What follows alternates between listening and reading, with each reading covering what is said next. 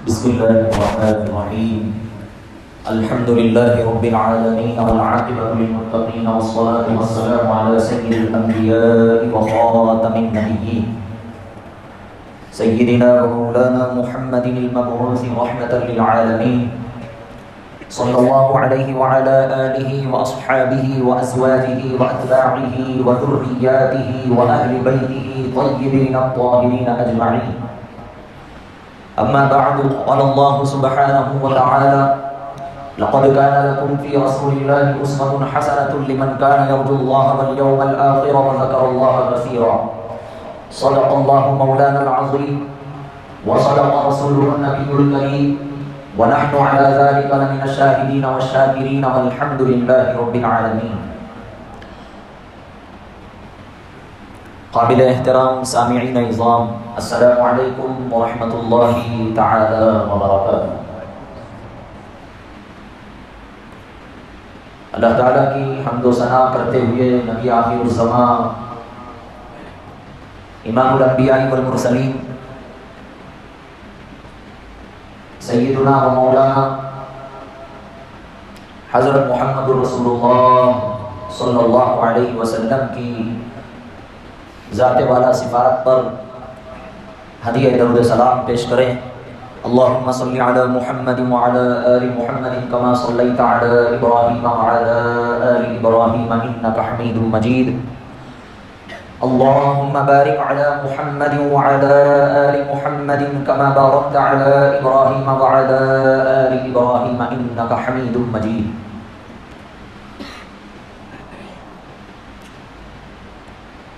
گزشتہ جمعہ پیارے نبی صلی اللہ علیہ وسلم کے والد ماجد حضرت عبداللہ اور دادا عبد المطلب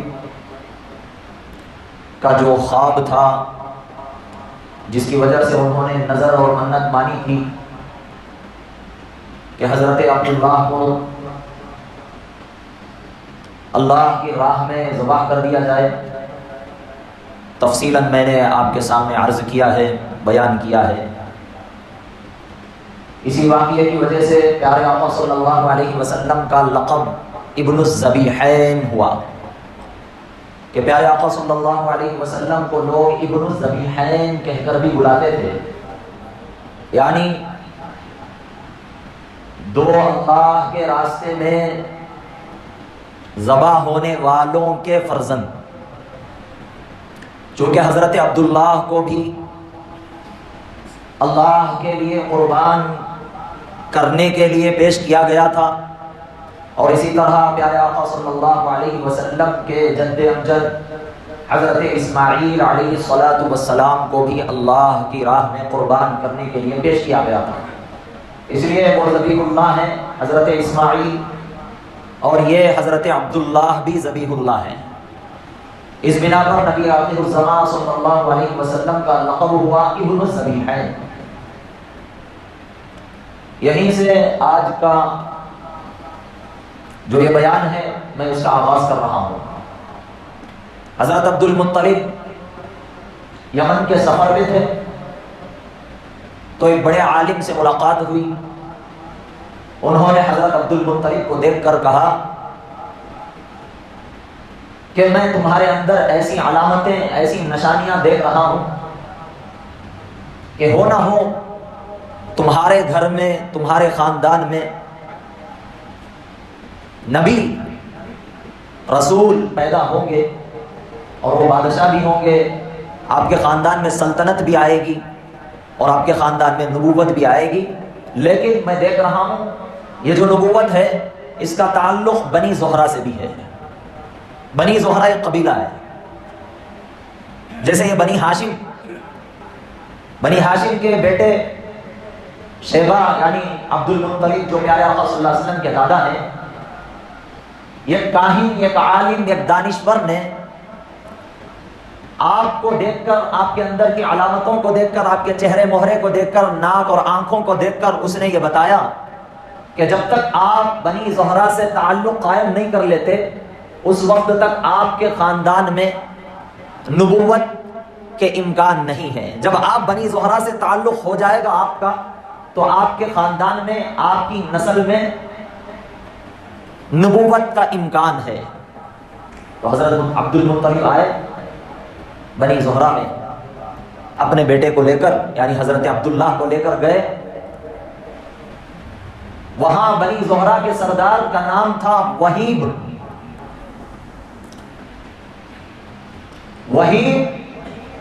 اور ان کے بھائی تھے وہب. وہب اور وہیب ممتاز خاندان تھا، قریش کا ہی خاندان ہے. ان سے جا کر بات چیت کی. لکھنے والوں نے لکھا ہے کہ پیارے آقا صلی اللہ علیہ وسلم کے والد حضرت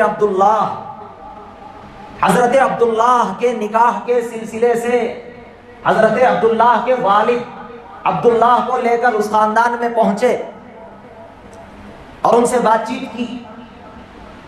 تو وہیب کے بھائی وہب تھے، ان کی بیٹی تھی جن کا نام تھا آمنہ، بہت ممتاز عورت، لڑکی.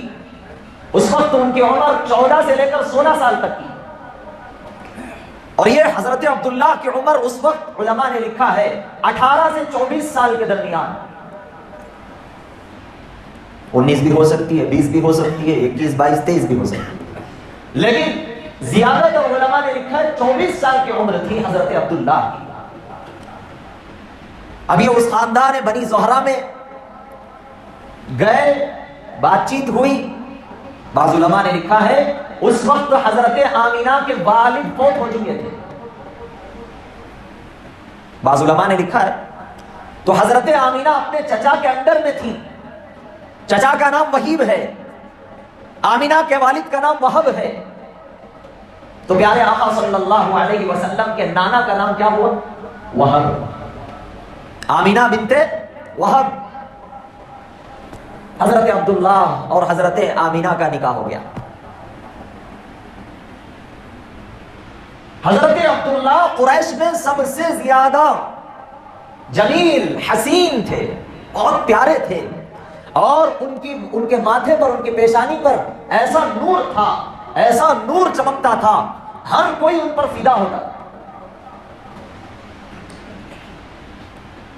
کیوں فدا نہ ہو؟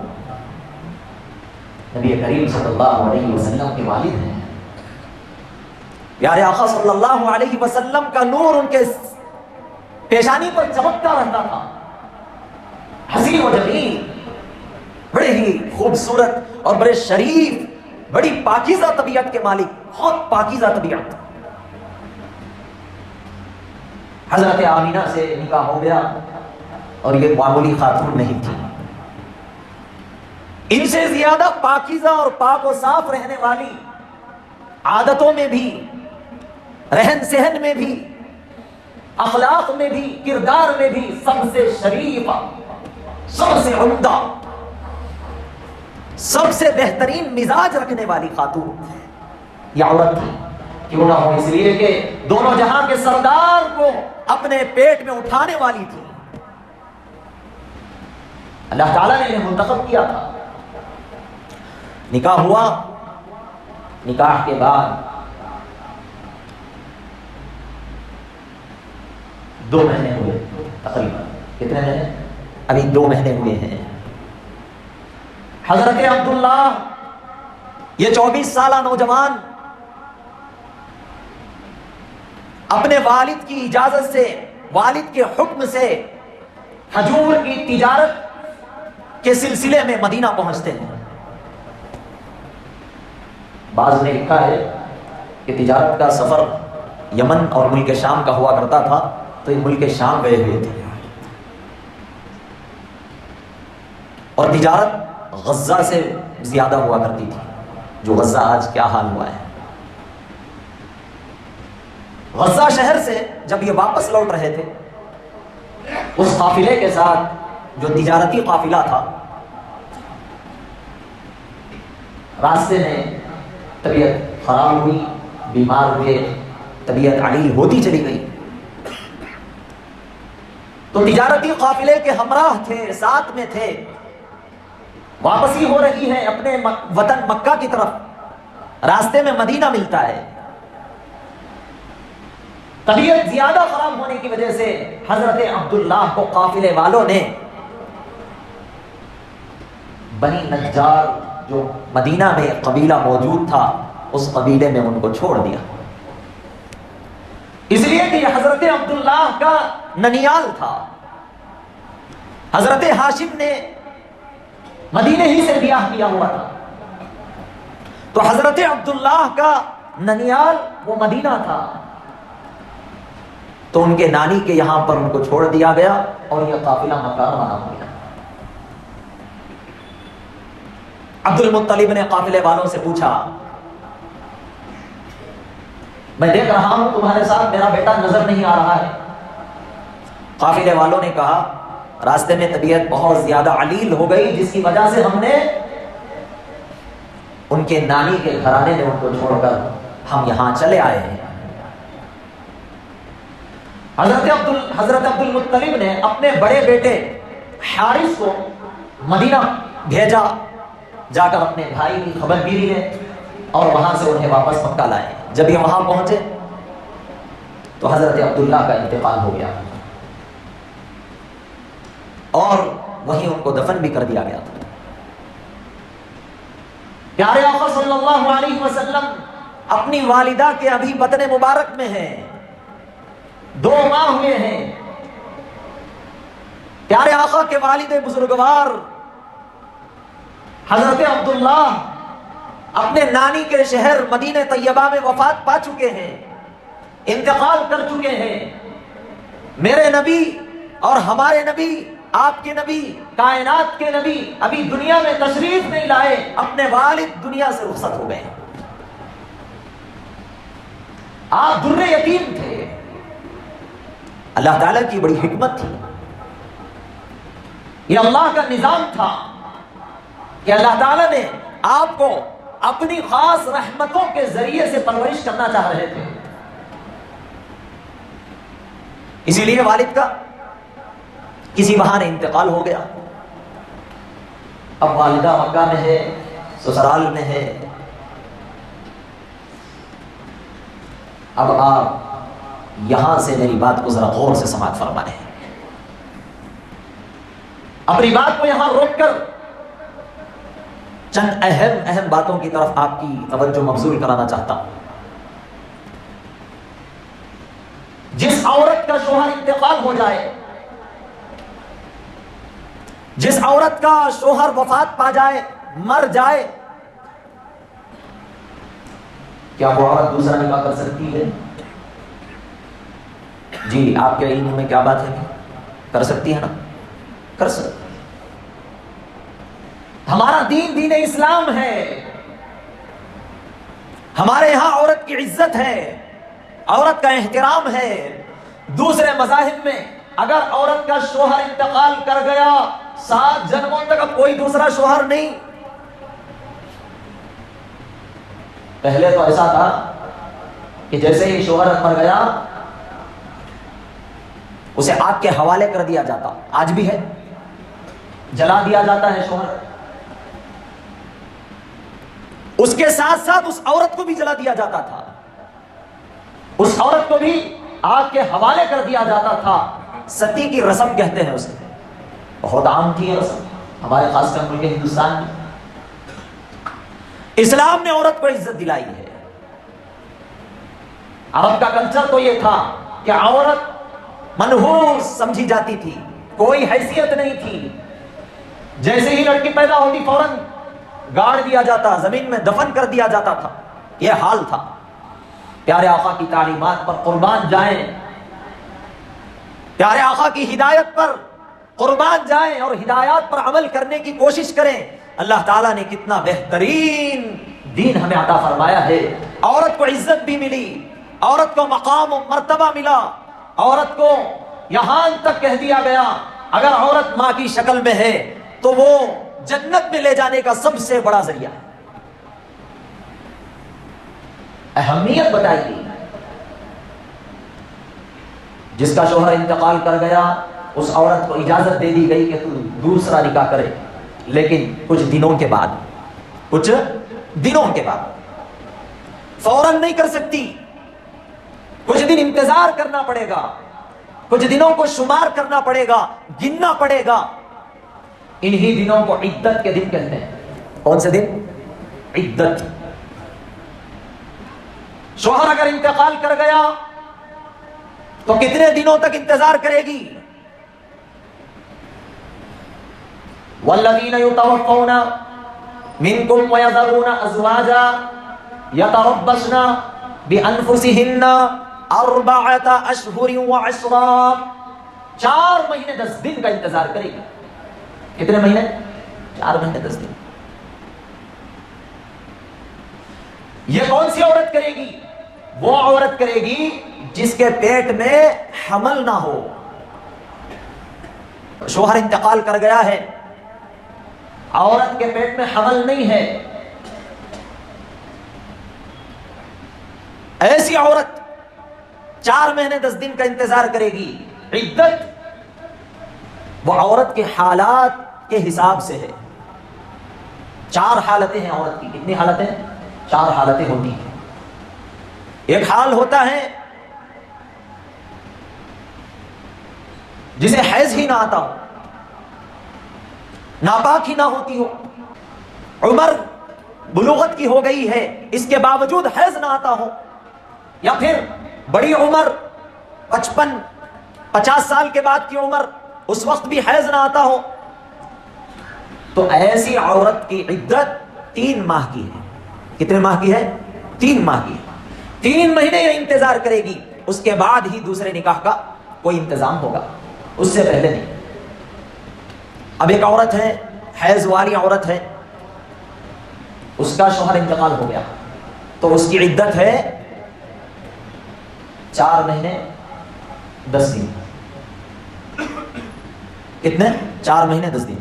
یا اس کا شوہر انتقال نہیں ہوا ہے، صرف طلاق دے دیا ہے، تو طلاق کے بعد بھی ایک عرصہ ہے، ایک عدت ہے. وہ عدت 3 حیض ہے.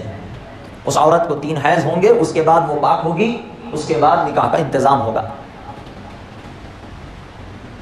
یہ عدت بہت اہم ہے، بہت اہم نقطہ ہے.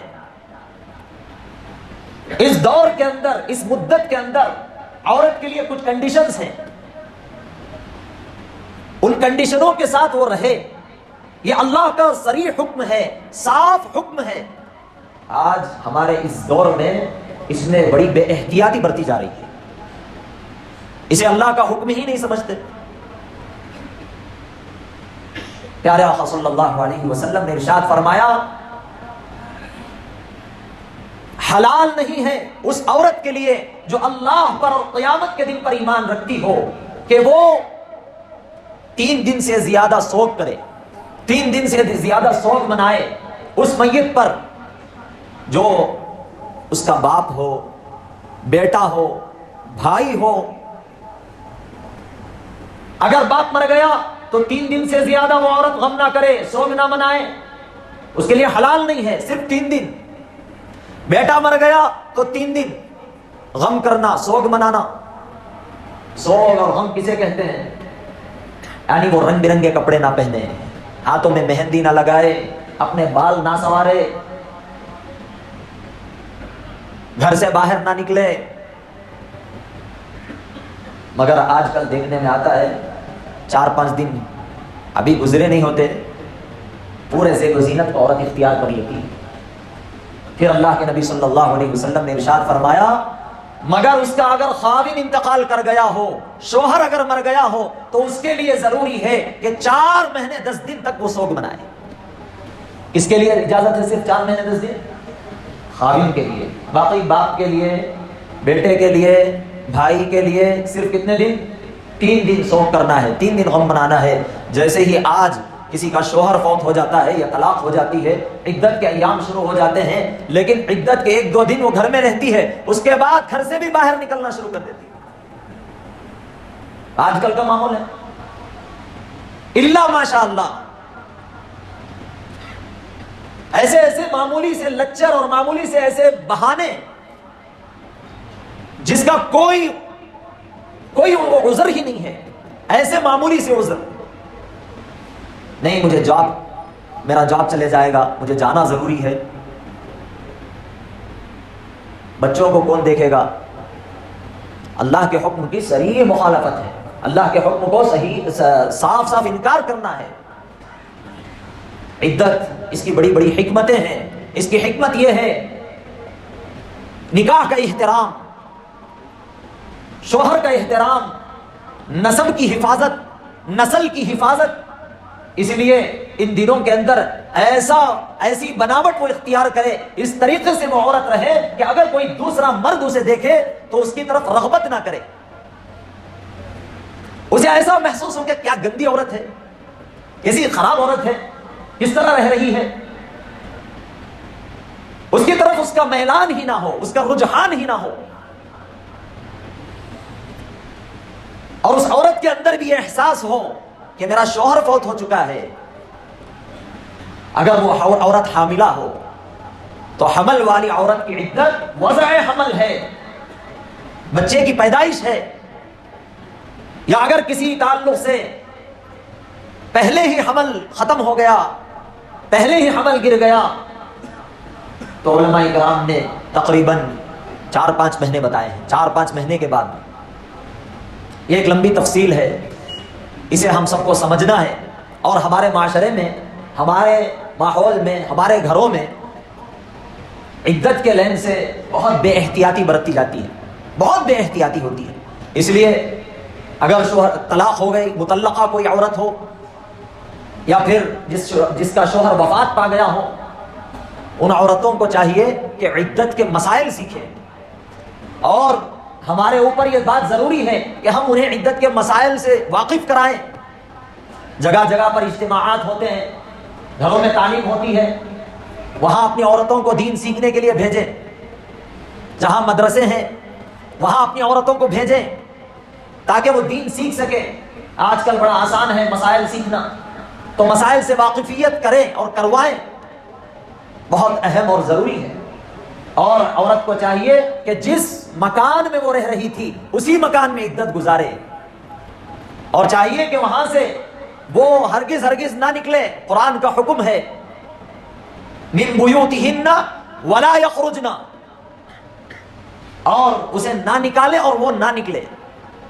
ایک جگہ ایسے ہی ہوا، ایک بڑی مسجد کے امام تھے، امام کا انتقال ہو گیا تو جاہل عوام تھی، ان پڑھ اور گوار، مسائل سے ناواقف، عدت بھی گزارنے نہیں دی اس عورت کو مسجد کے گھر میں۔ امام رہتے تھے مسجد کے گھر میں، اور بہت بڑے امام تھے۔ امام کا انتقال ہو گیا تو 1 مہینے کے اندر مسجد کے لیٹر پیڈ سے انہیں خبر دے دی گئی کہ آپ نکلو، آپ کا حق ختم ہو گیا، اب آپ مسجد کا گھر چھوڑ دو۔ اب بتاؤ بھلا وہ کہاں جائے؟ بڑا افسوس کا مقام ہے۔ اس لیے علماء نے لکھا ہے ذمہ دار ایسے ہوں کہ شریعت سے واقف ہوں، شریعت سے واقف ہوں، مسائل کا علم ہو، اور مسائل کے سیکھنے میں رغبت رکھتے ہوں۔ مسائل سے بہت ناواقف اور کوئی اہمیت ہی نہیں ہے، کوئی ضروری ہی نہیں سمجھتا، پوچھ لیے تو کبھی نماز کے مسئلے پوچھ لیتے ہیں کہ میں تیسری رکعت میں آ کو جم گیا تھا حضرت، چوتھی رکعت میں آ کو جم گیا تھا، اب مجھے کیسا کرنا؟ وہ تو روزانہ صبح میں پڑھتے ہی رہتے ہیں۔ اس لیے فجر کی نماز میں آؤ، انشاءاللہ 1 سال کے اندر آدھے مفتی تو ضرور ہو جائیں گے۔ فجر کی نماز میں مسائل بیان ہوتے ہیں، لیکن فجر کا حال تو یہ ہے ماشاءاللہ 1 صف 2 صف، اس کے علاوہ نہیں۔ ہر مسجد کا حال یہ ہے۔ اللہ کرے کہ ہمارے اندر سمجھ آ جائے، اللہ کرے کہ ہمیں دین کی سمجھ وافر مقدار میں ملے، اور دین کا علم بھر بھر کر اللہ ہمیں عطا فرمائے، ہمارے خاندانوں میں عالموں کو پیدا فرمائے اللہ تعالیٰ۔ ہم دین سے بہت دور ہیں۔ ہماری اصل کامیابی، حقیقی کامیابی دین پر عمل پیرا ہونے میں ہے۔ بے دینی سے ہم کامیاب کبھی نہیں ہو سکتے۔ اس لیے ہمیں چاہیے کہ دین کے علم کی طرف رغبت کریں اور علماء کرام کی قدر کریں، علماء کرام سے مسائل وغیرہ میں استفتاء کریں۔ بڑے بڑے مدارس ہیں جہاں پر مفتیان اعظام بیٹھے ہوئے ہیں، ڈپارٹمنٹ بنائے رکھے ہوئے ہیں افتاء کا، کہ کب امت کے لوگ آئیں گے اور مسائل پوچھیں گے۔ لیکن وہاں کا حال ایسا ہے کہ وہ خاریات بیٹھے ہوئے ہیں، کوئی آتا ہی نہیں پوچھنے. اسی لیے ہمارے مسئلے کورٹ اور کچہری کی طرف زیادہ ہو گئے کہ ہم اپنے مسائل کا حل غیروں کے ہاتھ میں خود دے رہے ہیں. ہر مسئلہ چلو بھائی اسٹیشن میں حل کریں گے، ہر مسئلہ چلو بھائی وکیل کے پاس حل کریں گے، ہر مسئلہ کورٹ میں لے جائیں گے. ہمارے مسائل کا حل دین میں رکھا ہوا ہے اللہ تعالیٰ نے. تو اللہ تعالیٰ سے دعا کریں کہ اللہ تعالیٰ ہم سب کو دیندار بنائے، اس دین کی سمجھ عطا فرمائے، اور اللہ جسے چاہتے ہیں اسے دین کی سمجھ عطا فرماتے ہیں. من یرید اللہ بہ خیرا یفقہہ فی الدین، اللہ تعالیٰ جسے چاہتے ہیں، جسے پسند کرتے ہیں، اسے دین کا علم اور دین کی سمجھ عنایت فرماتے ہیں. اللہ تعالیٰ ہم سب کو دین کی خوب سمجھ عطا فرمائے، دین کا علم عطا فرمائے. اگلے جمعہ انشاءاللہ میں اسی ہمارے سیرت کے موضوع کو آگے بڑھاؤں گا، اور پیارے نبی صلی اللہ علیہ وسلم کی ولادت باسعادت کے عنوان سے انشاءاللہ آپ کے سامنے عرض کروں گا. بہت ہی بہترین اور بہت ہی پیارا موضوع ہے، اس لیے آپ سے گزارش کروں گا کہ جلد سے جلد تشریف لانے کی کوشش کریں. جب آخری وقت ہوتا ہے تو اس وقت آپ تشریف لاتے ہیں، آدھی بات سنی جاتی ہے، آدھی بات چھوٹ جاتی ہے. جب آدھا بیدہ آپ سنیں گے تو اس پر آپ کو جو ہے نا وساوس پیدا ہونے کے امکانات زیادہ ہو جائیں گے. آپ کے دل و دماغ میں وسوسے پیدا ہونے لگیں گے، اور وسوسوں سے، خوف، علم سے بہت زیادہ نقصان ہوتا ہے. اللہ تعالی ہر نقصان سے ہم سب کی حفاظت فرمائے. آمین ثم آمین. وآخر دعوانا ان الحمد للہ رب العالمین. جلد سے جلد سنتوں سے